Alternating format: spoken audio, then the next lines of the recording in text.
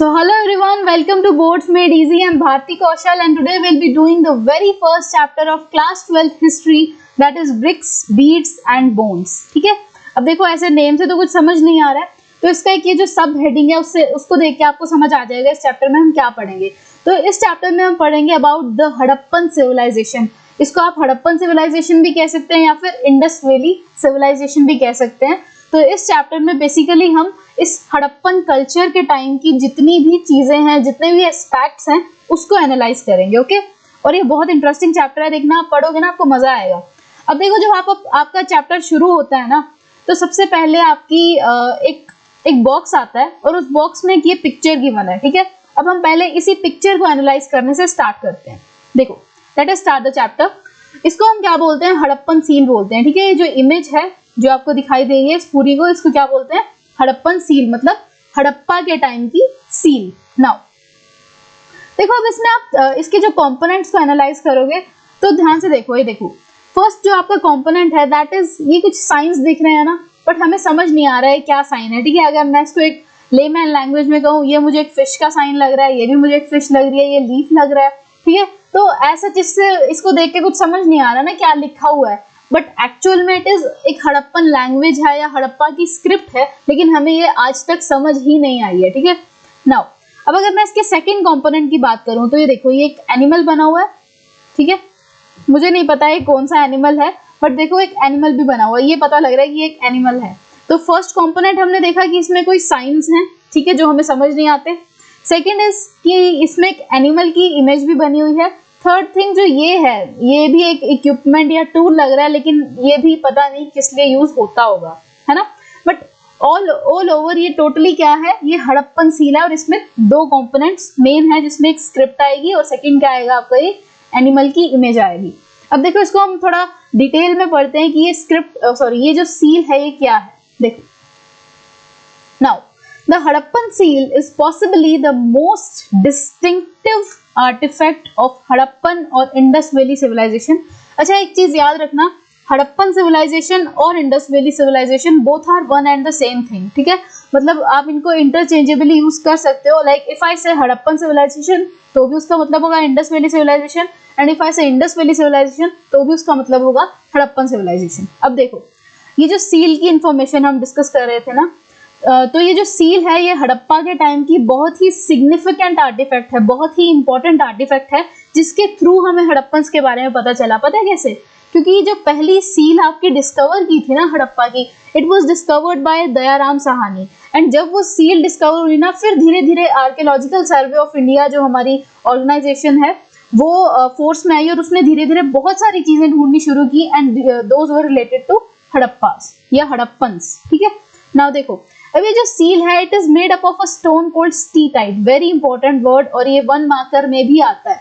ठीक है, तो इस वर्ड को ना रट लो कि ये किस मटेरियल से बनी है। इस मटेरियल का नाम क्या है? स्टीटाइट है। Now seals like this one often contain animal motifs, और इन सील्स में क्या होता है? एनिमल मोटिव होता है पिक्चर। तो हमने देखा ना दो component, one was a script and second is an image of an animal. ठीक है, तो इसमें एक एनिमल मोटिव है and signs from a script that remains undeciphered. अब ये अनडिसाइफर्ड का मतलब क्या है?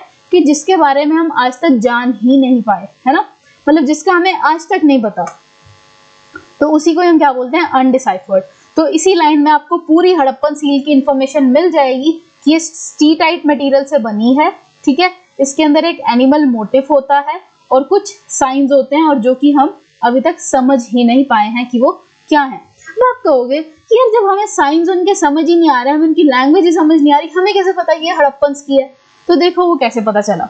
So we know a great deal about the lives of people who lived in the region from what they left behind। तो हमें इन लोगों के बारे में कैसे पता चला है? तो थ्रू दोज थिंग्स जो वो पीछे छोड़ गए। ऑब्वियसली देखो, nothing in this world is permanent. अब वो भी इंसान थे, तो इंसान की एट द एंड जब डेथ होगी तो जो भी उनका सामान है वो तो यहीं रह जाएगा ना, क्योंकि obviously when you die only your soul या ओनली योर बॉडी डाइज, है ना, सोल भी खैर कभी नहीं मरता। तो अब वो बॉडी तो चली जाती है इस दुनिया से, बट द थिंग इज जो भी उन्होंने, जितने भी उनके एसेट्स हैं, जितनी भी उन्होंने अपनी सस्टेनेंस के लिए चीजें बनाई हैं, अलग अलग घर बनाया है, गाड़ी खरीदी है, वो तो वहीं की वहीं रहेगी ना। तो नाउ तो वैसे ही जो चीजें उन्होंने अपने टाइम पे बनाई थी वो चीजें वहीं थी एंड उसके थ्रू हमें पता चला कि यहाँ पे एक सिविलाइजेशन रही होगी लंबे टाइम से, तो that civilization was Harappan civilization. देखो, so they left their houses, pots, ornaments, tools and seals। अब देखो, अब वो घर तो वैसे के वैसे ही रहे होंगे ना, ऑल दो चलो डिफरेंट क्लाइमेटिक कंडीशंस के चलते वो टूट गए होंगे, बट मटेरियल तो वही होगा ना, पता तो लगेगा ना उससे कुछ ना कुछ, ठीक है। उसके अलावा पोर्ट्स, मतलब जो भी वो अपना खाना बनाते थे या कुछ व्हाटसएवर उसमें पानी वगैरह स्टोर करके रखते थे। ऑर्नामेंट्स, या जो भी वो ज्वेलरी पहनते थे, जैसे कोई स्टोन से बनी हुई, बीड से बनी हुई। मैंने टूल्स, जो औजार वो उस टाइम पे यूज किया करते थे, मे बी फॉर हंटिंग, है ना, या for cooking something. Then seal जैसे हमने एक एग्जांपल उसका भी पढ़ा ही है, हड़प्पन सील का। So in other words, from archaeological evidence. अब देखो, आर्कियोलॉजिकल एविडेंस का मतलब क्या होता है? आर्कियोलॉजिकल एविडेंस कोई चीज कब बनती है? अब ये देखो, ये चीजें जो है ये एक सिविलाइजेशन की है, हमें पता है ना, पोर्ट, सील्स, हाउसेज वगैरह। अब ये चीजें जब उसको हम स्टडी करने के लिए, इनको कलेक्ट करने के बाद जब इनको हम स्टडी करने के लिए लेके जाते हैं ना, कि इनका क्या पास्ट रहा होगा, इनका क्या बैकग्राउंड रहा होगा, तो these things constitute N archaeological evidence. क्या काम है हमारी आर्कियोलॉजिकल सर्वे ऑफ इंडिया का? कि जो भी चीजें उनको मिलेंगी, जो उनको लगेगा कि बहुत पुराने टाइम की है, एंशिएंट थिंग्स हैं, तो उसको वो कलेक्ट करके उसकी अलग अलग इन्फॉर्मेशन एक्सट्रैक्ट करने की कोशिश करते हैं, और वही एट द एंड हम तक पहुंचती है, उसको हम पढ़ते हैं, ठीक है। तो ये आपके आर्कियोलॉजिकल एविडेंसेस के थ्रू ही हमें पता लगा है, और आर्कियोलॉजिकल एविडेंसेस में आपकी ये चीजें आ गई। Now next, of course there are some aspects of civilization that are as yet unknown and may even remain so. लेकिन अभी भी बहुत सारी ऐसी चीजें हैं जो हमें आज भी पता नहीं लगी है हड़प्पन के बारे में। जैसे हम ये बात कर ही रहे थे कि स्क्रिप्ट, ठीक है, उसकी स्क्रिप्ट आज भी अनडिसाइफर्ड है, नहीं पता लग पाई ना। और भी बहुत सारी ऐसी चीजें रही होंगी जिनके बारे में हमें बिल्कुल नहीं पता, है ना।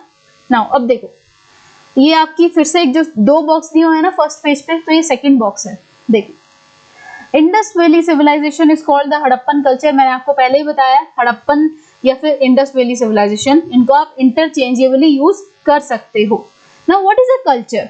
अ group of objects distinctive in style that are found together within a specific geographical area and period of time. ठीक है, बहुत सारे ऑब्जेक्ट्स जो बहुत अलग हैं, लाइक एक स्टाइल से बहुत अलग हैं, ठीक है, that are found together within a specific geographical area and period of time। मतलब एक ही तरह के बहुत सारे ऑब्जेक्ट, लेकिन बाकी चीजों से जो अलग हैं। जैसे अगर आपको कुछ समझ नहीं आ रहा होगा, देखो कि कोई सपोज मिनरल है, ठीक है, सपोज करो ठीक है बॉक्साइट है। अब हमारे इंडिया में बॉक्साइट बहुत कम मिलता है, ठीक है, वो भी जो प्रेजेंट है वो भी जैसे छोटा नागपुर रीजन वगैरह में प्रेजेंट है, ठीक है। तो अभी जो बॉक्साइट के जहां आप मिनरल्स कलेक्ट करने जाओगे, वहां पे आपको बहुत सारे क्या मिलेंगे, बॉक्साइट के ही बेसिकली बहुत सारा अमाउंट मिलेगा ना। तो कहने को it is a group of objects which is distinctive in style, ठीक है, एक तरह के ऑब्जेक्ट हैं लेकिन उनका स्टाइल डिफरेंट है, कि एक अलग ही मिनरल है, that are found together within a specific geographical area. तो आप अगर नॉर्थ ईस्टर्न साइड में जाओगे, वहीं आपको ये मिलेंगे। तो ठीक है, एक स्पेसिफिक ज्योग्राफिकल एरिया डिफाइंड है उनका कि कहाँ पे क्या चीज मिलेगी। तो अब इसको अगर हम हड़प्पन से जोड़ के देखें, तो जैसे अब देखो हड़प्पन्स जो हैं वो आपके इधर नॉर्थ वेस्टर्न रीजन में रहते थे, इंडिया के नॉर्थ वेस्टर्न रीजन में, और वैसे भी बाहर की कंट्रीज में भी, अफगानिस्तान, पाकिस्तान वगैरह। तो ठीक है, अब उनके जो ऑब्जेक्ट्स हैं वो कहाँ मिलेंगे, वही नॉर्थ वेस्टर्न रीजन में मिलेंगे। तो वही है कि एक ग्रुप ऑफ ऑब्जेक्ट्स जो वहां पे मिलेंगे in a specific geographical area within a specific period of time. तो ठीक है, इसी को हम क्या कहेंगे, कल्चर कहेंगे। नाउ नेक्स्ट देखो, तो इसका एग्जाम्पल क्या है, क्या क्या चीजें मिली थी। तो उनकी सील्स मिली थी, beads, weights, stone blades and baked bricks. तो ये वही चीजें हैं जो वहां पे मिली हैं। नाउ अब इसके एरिया जरूर याद रखना है, वेरी इंपॉर्टेंट थिंग। हड़प्पन का जो एरिया क्या है, कि कहाँ रहते होंगे। तो देखो, फर्स्ट ऑफ ऑल अफगानिस्तान, जो पाकिस्तान से नेक्स्ट वाली कंट्री है, that is Afghanistan. Then Jammu, ये हमारे इंडिया का ही पार्ट है। देन इज बलूचिस्तान, देखो आपका ये जो बलूचिस्तान है ये पाकिस्तान में आता है, ठीक है। Then next is Gujarat, Gujarat हमारे इंडिया का पार्ट है। तो 4 प्लेसेस हैं, one is Afghanistan, second is Baluchistan, third is Jammu and नीचे इंडिया में ही गुजरात, ठीक है। तो ये इसके एरियाज हैं, याद रखना। Now civilization is dated between 2600 and 1900 before common era. अब देखो ये इसका क्या मतलब है, देखो हड़प्पन्स के ना 3 फेजेस हैं, फेजेस कह लो या ग्रुप्स नहीं, खैर फेज ही को, ठीक है, 3 फेजेस हैं। तो इसमें एक आता है अर्ली हड़प्पन, ठीक है, एक आता है यू कैन से जो मिडिल हड़प्पन का टाइम है, तो इसको आप मैच्योर हड़प्पन भी कह सकते हो। देन एक आता है आपका लेट हड़प्पन, ठीक है, 3 पार्ट्स आते हैं। अब ये जो अर्ली हड़प्पन है ये आपके 2600 बिफोर कॉमन एरा से भी पहले के हैं, कि 20 2600 साल पहले से, ठीक है। उसके बाद आपका अगर जो मैच्योर हड़प्पन है वो आपका यही वाला एरा है पूरा, कि 2600 टू 1900 BCE। फिर आपका जो लेट हड़प्पन का पार्ट है वो आपका आएगा आफ्टर 1900 BCE, जब ये वाला टाइम भी बीत गया, उसके बाद के जो चेंजेस थे वो आपके लेट हड़प्पन के अंदर आ जाएंगे, ठीक है। तो इसके 3 फेजेस हैं, तो बट आपने बस सिविलाइजेशन की डेट याद रखनी है कि 2600 टू 1900 BCE। लेकिन हाँ, अगर हम इसका सेग्रीगेशन करते हैं तो ये 3 पार्ट में बटता है। One is before 2600, then is 2600 to 1900 and the third is after 1900, ठीक है। बट इतना कंफ्यूज होने की जरूरत नहीं है, बस आपको इसका एक डेट याद रखनी है, या यू कैन से एक एरा याद रखना है ना। Late Harappan is also called mature Harappan culture. तो आपका ये जो लेट हड़प्पन कल्चर है उसको हम मैच्योर हड़प्पन कल्चर भी बोलते हैं। ऑब्वियसली अब देखो, जब आप बड़े हो जाते हो तब आप मैच्योर होते हो ना, तो हड़प्पा भी जब टाइम से बहुत ज्यादा जब आगे चला गया तभी वो मैच्योर माना जाएगा, तो इसलिए लेट हड़प्पन को हम मैच्योर हड़प्पन कल्चर भी कहते हैं। अब देखो, अब यहाँ से हम शुरू करते हैं सबसे पहला टॉपिक आपके चैप्टर का, दैट इज द बिगनिंग्स। अब देखो इसमें क्या क्या है। Now early and mature Harappan culture were associated with distinctive pottery, agriculture and pastoralism and some craft work। तो बेसिकली आपको ये ध्यान रखना है कि हड़प्पन टाइम में जो हड़प्पा के लोग थे या हड़प्पन्स थे वो क्या क्या काम करते थे। तो one is some sort of pottery, pottery वही जो पोट्स वगैरह बनाते हैं ना मिट्टी से। नाउ नेक्स्ट इज एग्रीकल्चर, तो खेती जो भी करते हैं। पेस्टोरलिज्म क्या होता है, पशुपालन, ठीक है, जब आप लाइक एनिमल्स को रियरिंग ऑफ एनिमल्स कर रहे हो, ठीक है, अपनी सस्टेनेंस के लिए। Now next is some craft work, तो जो भी कुछ सम सॉर्ट ऑफ छोटी मोटी मैन्युफैक्चरिंग होते हैं, जैसे आप कॉटेज इंडस्ट्री का नाम देते हो आज के टाइम में, या स्मॉल स्केल इंडस्ट्री, वैसे ही वो भी some sort of craft work करते थे। जैसे उसमें हो सकता है कोई बीड बनाते हो या फिर एनीथिंग, ठीक है, कोई ऑर्नामेंट बना रहे हो नाउ, या टूल्स भी हो सकता है। सो and at that time settlements were really small and no large buildings were there, ठीक है। तो हड़प्पन टाइम में क्या है, जब अर्ली और मैच्योर हड़प्पन की बात हो रही है, ठीक है, तो उस टाइम पे ना तो कोई बड़े बड़े घर थे जैसे आज के टाइम में तो होते हैं ना, एक एक कनाल के घर हैं व्हाट्सएवर, बट आज के टाइम में है वो, पहले टाइम में ऐसा नहीं था, कि उस टाइम पे सेटलमेंट्स भी बहुत स्मॉल होती थी, छोटे छोटे होते थे रहने के एरियाज भी, और बड़ी बड़ी बिल्डिंग्स नहीं होती थी। नाउ ये मैंने आपको पहले ही बताया कि हड़प्पन सिविलाइजेशन जो थी, it was founded by Dayaram Sahni. कैसे उन्होंने ढूंढी, तो it was through the seal जो उन्होंने डिस्कवर की ऑफ हड़प्पन्स, ठीक है। नेक्स्ट आएगी आपकी मोहनजोदारो। मोहनजोदारो जो है ये आपके हड़प्पन के बाद डिस्कवर हुआ था, और ये उसका एक अर्बन सेंटर था। तो इट वाज फाउंडेड बाय रखाल दास बनर्जी, और इन्होंने इसको कैसे डिस्कवर किया, तो इन्होंने मोहनजोदारो से इनको एक सील मिली थी, ठीक है। हड़प्पन से सील किसको मिली थी, दयाराम साहनी को, और जो मोहनजोदारो है वहां से सील किसको मिली थी, रखाल दास बनर्जी को, ठीक है। तो उसके बाद ही इन चीजों की डिस्कवरी हुई, और उसके बाद इनकी जो खुदाई वगैरह शुरू हुई, जब हमें इतनी सारी चीजें या इतने सारे एस्पेक्ट्स जो है हड़प्पन के बारे में पता लगे। तो देखो उस टाइम की जो सबसिस्टेंस स्ट्रेटजीज थी वो क्या रही होंगी, मतलब वो वहां के लोग क्या खाते होंगे, ठीक है, कैसे जीते होंगे, मतलब लाइक अपना लिविंग जो है वो कैसे सपोर्ट करते होंगे। तो देखो, the Hadappans ate a wide range of plants and animal products including fish। तो आपके जो हड़प्पन्स हैं ये प्लांट फूड भी खाते थे और एनिमल फूड भी खाते थे। अब देखो हम ह्यूमंस हैं तो हम ओमनीवोर है ना, हम प्लांट फूड भी खा सकते हैं, हम एनिमल फूड भी खा सकते हैं। तो वैसे ही हड़प्पन्स टू वर ह्यूमंस, तो वो भी प्लांट फूड पे भी अपना जो लाइफ सस्टेन करते थे, एंड उसी के साथ साथ एनिमल फूड पे भी। अब देखो archaeologists have been able to reconstruct the dietary practices from the finds of charred grains and seeds। very important, ठीक है, जो जले हुए दाने थे या whatsoever seeds, बीज वगैरह जो मिले थे ना, ठीक है, उसके थ्रू हमें पता लगा कि हाँ ये लोग प्लांट फूड तो खाते थे, ठीक है। so these are studied by archaeobotanists who are specialists in ancient plant remains। अच्छा, बोटनी जो आपका सब्जेक्ट होता है ये प्लांट से रिलेटेड ही होता है ना। जूलॉजी जो आपका सब्जेक्ट होता है वो एनिमल से रिलेटेड होता है। तो आर्कियोबोटानिस्ट जो थे उन्होंने इन चार्ड ग्रेन्स को या सीड्स को एनालाइज किया, और उससे उन्हें पता लगा कि यस ये प्लांट फूड पे सस्टेन करते थे, ठीक है। Now grains found at Harappan sites include wheat, barley, lentil, chickpea and sesame, ठीक है। ये 5 आपके सीड्स वहां पे या ग्रेन्स वहां पे मिलते थे, ठीक है। Wheat, barley, lentil, chickpea and sesame.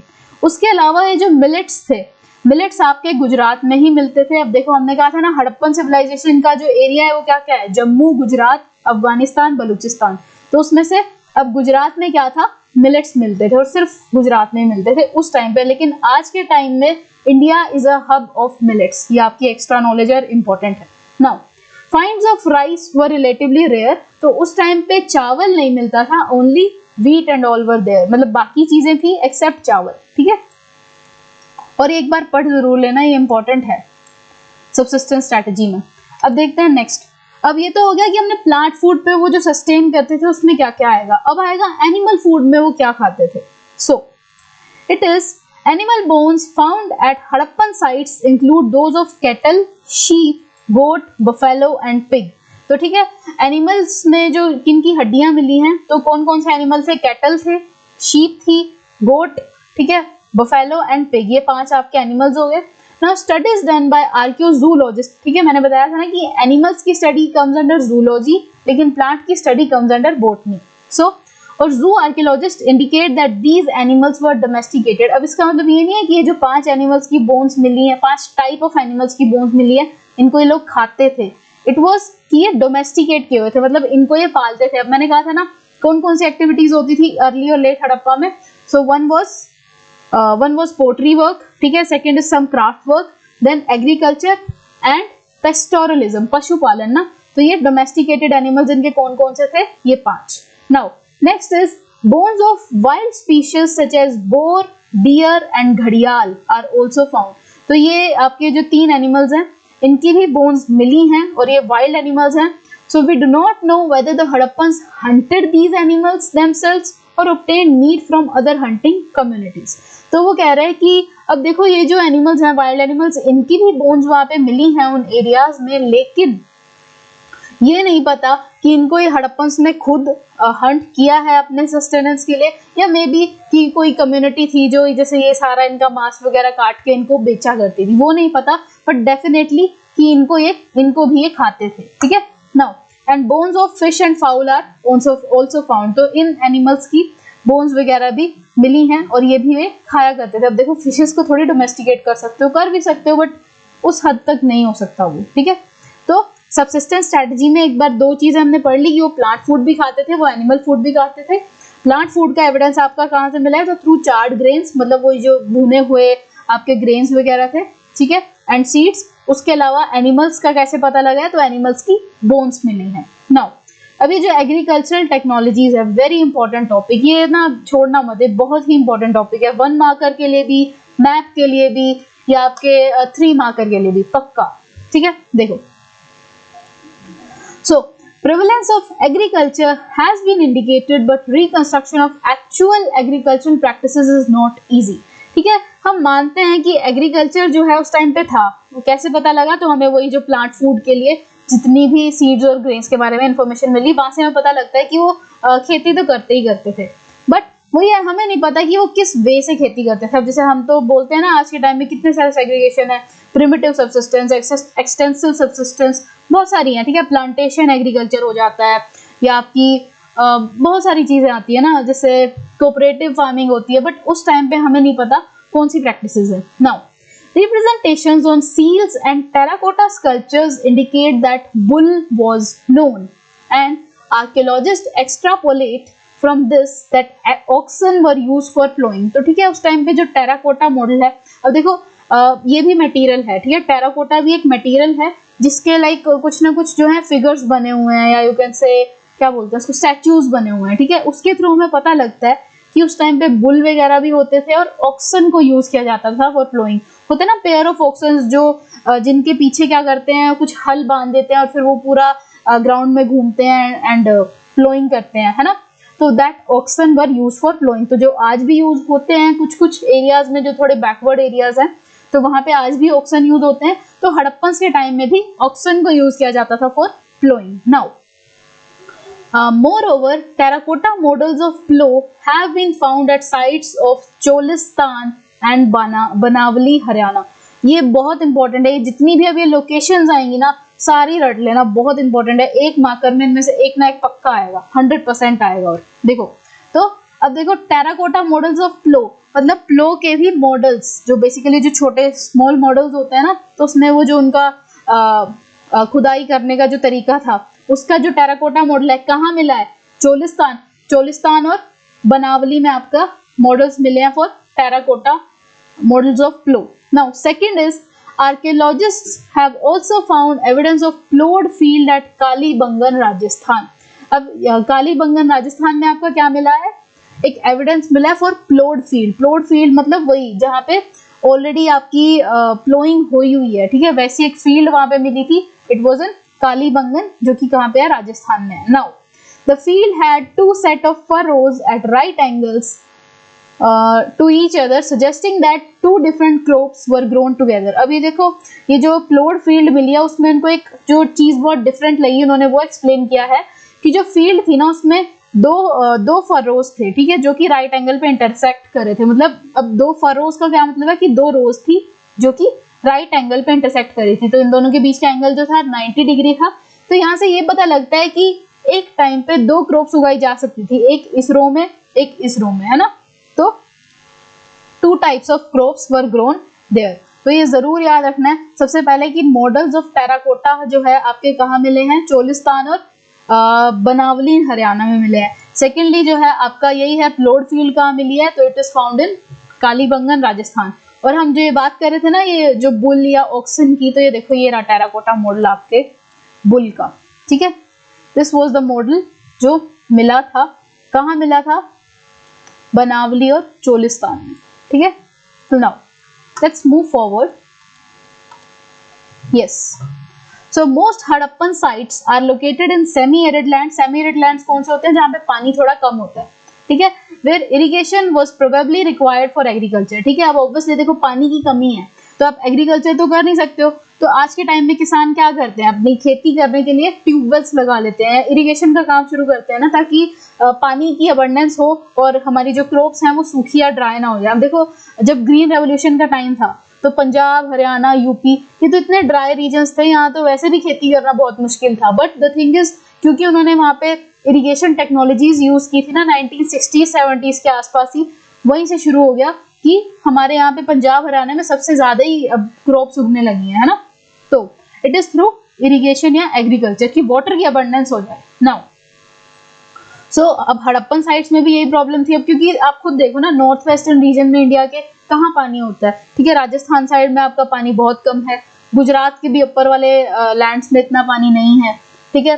तो उस रीजन में खेती करने के लिए या एग्रीकल्चर को फैसिलिटेट करने के लिए इरिगेशन यूज की जाती थी। So traces of canals have been found at Harappan site of Shortugai in Afghanistan. ये सबसे ज्यादा पूछा जाता है कि कैनाल्स जो है आपकी कौन सी रीजन में मिली है इन हड़प्पा? तो इट इज शोटुघाई इन अफगानिस्तान। ये लर्न करनी है, लोकेशंस पक्का लर्न करनी है, एक ना एक आती है, बट नॉट इन पंजाब और सिंध, ठीक है। पंजाब या सिंध के एरिया में आपकी ये कैनाल सिस्टम नहीं मिला, लेकिन अफगानिस्तान की जगह पे आपका ये जो इरिगेशन या कैनाल का सिस्टम है वो देखने को मिला।